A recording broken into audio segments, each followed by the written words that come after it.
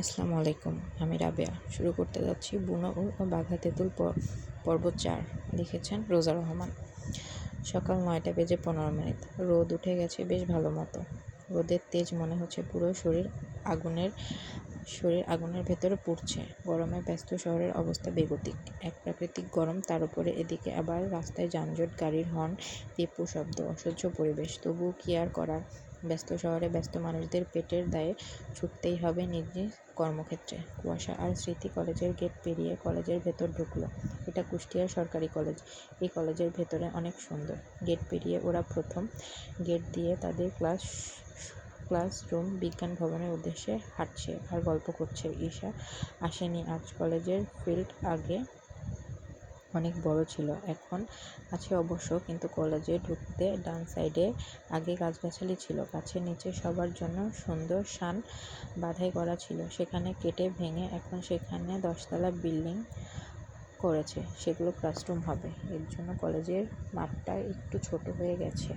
এখন বসে আড্ডা দেবার জন্য কলেজ থেকে বের হয়ে ডান সাইডে পুকুর পাড়ে, সেখানে অনেকটা জায়গা নিয়ে ছাত্রছাত্রীরা আড্ডা দেয়। সেই জায়গায় অনেক সুন্দর। পুকুরটা বেশ বড় সড়ই, শান করে ঘাট বাঁধাই করা আছে।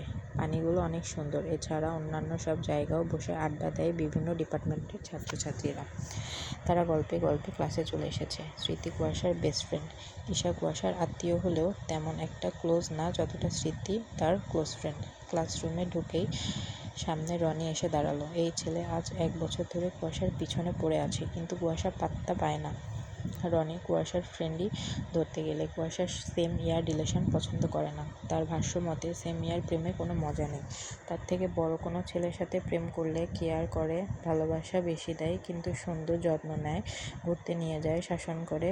আহ, কি সুন্দর প্রেম হয় সিনিয়রের সাথে। আর সেম ইয়ার প্রেম করে গাধারা, যেসবের কোনো ভিত্তিই নেই, কোনো ভবিষ্যৎ নেই, জাস্ট টাইম পাস। এর জন্য ওসবের ধারে কাছেও নেই কুয়াশা।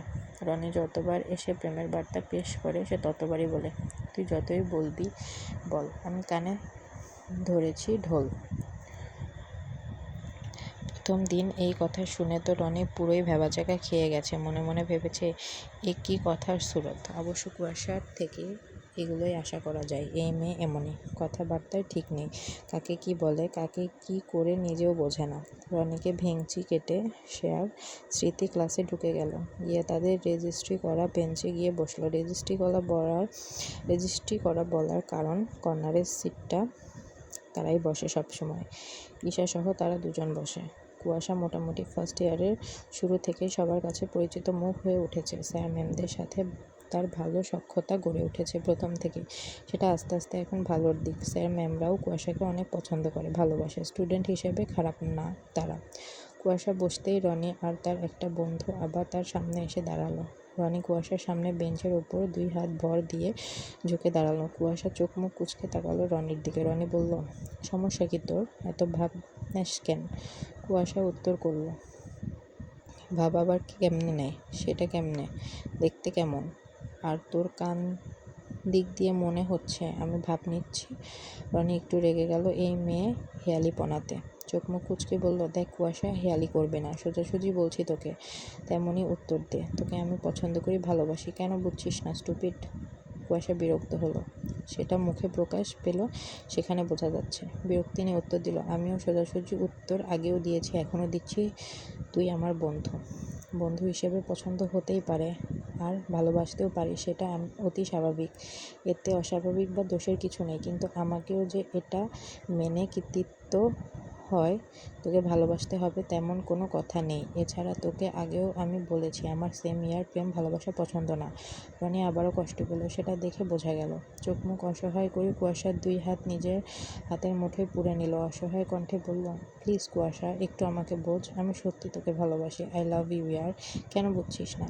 আমি তোর জন্য মরিয়া হয়ে গেছি, চোখে পড়ে না তোর? এমন অবহেলা কেন করছিস? একটু ভালোবাসলে কি হয়? একটু ভালোবাস, কথা দিচ্ছি তোকে আমার সর্বস্ব দিয়ে পৃথিবীর সকল ভালোবাসা দেবে। ছেলেটা অসহায়ভাবে বলে চলেছে। ক্লাসের কাউকে পরোয়া করছে না। ক্লাসের সকলে ওদের দিকেই তাকিয়ে তাকিয়ে।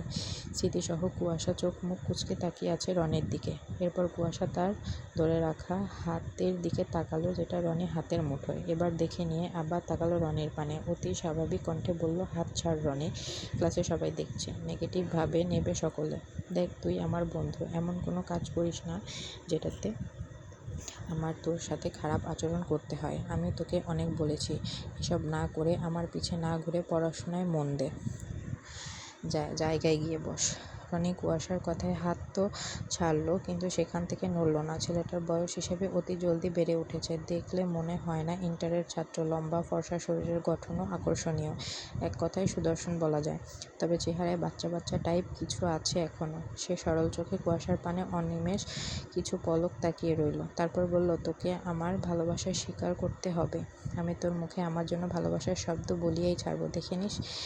এই বলে চলে গেল। কুয়াশা একটা দীর্ঘশ্বাস ফেলল। একটা প্রায় এবং 1 বছর যাবৎ হয়ে আসছে। এমন কথা শুনে আসছে, সে অভ্যস্ত। সেই বা কী করবে? কারো যেটা পছন্দ না, কেউ কি হাজার জোর করে করাতে চাইলে সেটা সম্ভব হবে? তবে সেখানে মেয়েটার সেম ইয়ার পছন্দ না, সেখানে কি করে হাজার অনীহা থাকা সত্ত্বেও সে রনিকে গ্রহণ করবে? মনের ওপর কখনো জোর খাটে না, আর এটাই ভালোবাসার ব্যাপার-স্যাপার। কুষ্টিয়া ল কলেজ ক্যাম্পাসে শিশির বাইক নিয়ে প্রবেশ করলো। সাথে আরেক বাইক তার প্রাণপ্রিয় বন্ধু রিজভি। দুজনে পার্কিং সাইডের বাইরে রেখে বাইক থেকে নামলো। তারপর দুজনে ক্লাসের উদ্দেশ্যে হাঁটা শুরু করলো। দোতলায় সিঁড়ি বেয়ে ওঠার সময় রিজভি বলল, দোস্ত, আমাদের বোধহয় সিনিয়র লয়ারদের সাথে ইনভেস্টিগেশনে যেতে হবে। রমিত স্যার জানিয়েছেন এতে আমরা ক্লাসের টপ 10 জন সুযোগ পাচ্ছি। 2 জন করে ভাগ করে দেবে, প্র্যাকটিক্যালও করতে পারিস। কোন লয়ারের সাথে নাম বলেছে?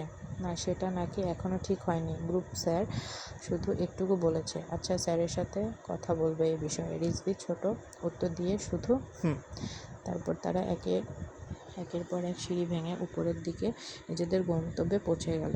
তারা LLB 4th ইয়ার, যেটা শেষের দিকেই। রাত 8টা। নিহারের ঘরে বসে জোরে জোরে পেট ফাটা হাসি হাসছে কুয়াশা, বৃষ্টি, হিমেল। নিহারের চেহারায় ফাটা বাঁশের মতো হয়ে আছে, আর শিশির ভাবলেশীনভাবে বসে ভ্রু কুঁচকে কুয়াশা আর বৃষ্টির দাঁত কেলানি দেখছে। বিরক্ত তার মুখে স্পষ্ট শোভা পাচ্ছে। সেই হাসির শব্দে সেখানে তুহিন এসে হাজির হলো। নিহার বলল, কুসু ভাবি, এবার তো থামো। কই, তোমরা আমার কষ্ট কমাতে সাহায্য করবে, তাই না করে মজা নিচ্ছ? কুয়াশা হাসতে হাসতে বলল, কি বলবো ভাইয়া, হাসি থামছে না। তোমার মুখটা দেখে যা লাগছে। বাই দ্য ওয়ে, দেবদাস হবার চান্স আছে 100%, ট্রাই করতে পারো। বলে আবার হাসতে শুরু করলো। বৃষ্টি হাসতে হাসতে বলল, কথাটা কিন্তু মন্দ না দেবারজি। কুসু ঠিক বলেছে। তোমার মুখে এক্সপ্রেশন যেমন করে রেখেছ, মনে হচ্ছে তুমি বড় রকমের ছ্যাঁকা খেয়ে ব্যাকা হয়ে গেছো। তুহিন ভেতরে আস্তে আস্তে বলল, কি হয়েছে? বৃষ্টি বলল সব শুনে তুহিন ভাইয়ের কাজ চাপড়ে বলল, এর জন্য এমন টমেটো হয়ে আছিস?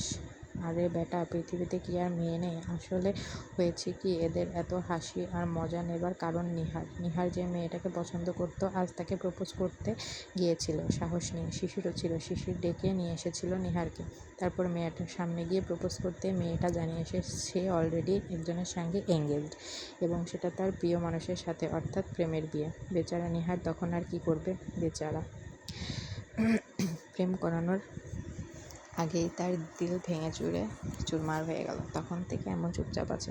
যতই হোক, অনেক দিন ধরে পছন্দ করতো মেয়েটাকে সে দেখেছিল চলতি পথে, রাস্তায়। দেখতে অনেক সুন্দর ছিল মেয়েটা। তারপর সেদিন পিছু নিয়ে দেখেছিল শিশিরের কলেজে যেতে। খোঁজ নিয়ে জানতে পেরেছিল সেখানেই পড়ে মেয়েটা। শিশির ভাইয়ের কাছে এসে কাঁধের ওপর হাত দিয়ে আশ্বাস দিল, চিন্তা করিস না ভাই, আমি আছি তো, এরকম 1000টা মেয়ে খুঁজে দেবো। কুয়াশা এবার মনটা বেজার করে বলল, ভাইয়া কুল, এমন মন খারাপের কি আছে?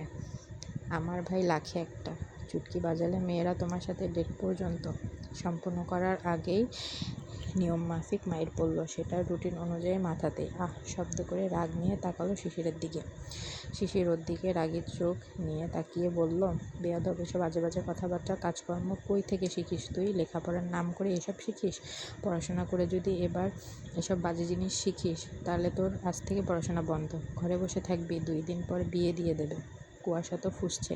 পেয়েছে কি এই ছেলে, মারা শুধু ছুতো খোঁজে। আরে বেটা, আগে পুরো কথা তো শুনবি, তারপরে না হয় মারতি। সে রেগে বলল, তোর কথা মতো আমি পড়ালেখা বন্ধ করব? পড়াশোনা করে বাজে হচ্ছি, আরও হব। কি করবি তুই? কর। বলা শেষ করে আর কাউকে কিছু বুঝে ওঠার আগে বসে থাকা শিশিরের চুলগুলো 2 হাতে মুঠোয় নিয়ে জোরে আচ্ছা মতো টেনে দিল ভোঁদড় দিয়ে পালালো। আজকে আর সুযোগটা হাতছাড়া করলো না। শিশির বসে আছে বলে নাগালও পেয়ে গেছে চুলগুলো। তার চুল ধরে টানে শুধু, এবার সেও সুযোগ বুঝে টেনে দিল। সবাই হাঁ করে তাকিয়ে রইল। চুপ করেই দেখেই গেল শুধু, যেটা নিত্যদিন দেখতে হয় তাদের। এদিকে কুয়াশা দৌড়ে দেবার সময় ভেঙচি কেটে শিশিরকে বলে গেল, দেখ কেমন লাগে। আরও একটা পর্ব আজকে শেষ করলাম। আশা করি আপনারা সবাই সাথে থাকবেন এবং সাপোর্ট করবেন।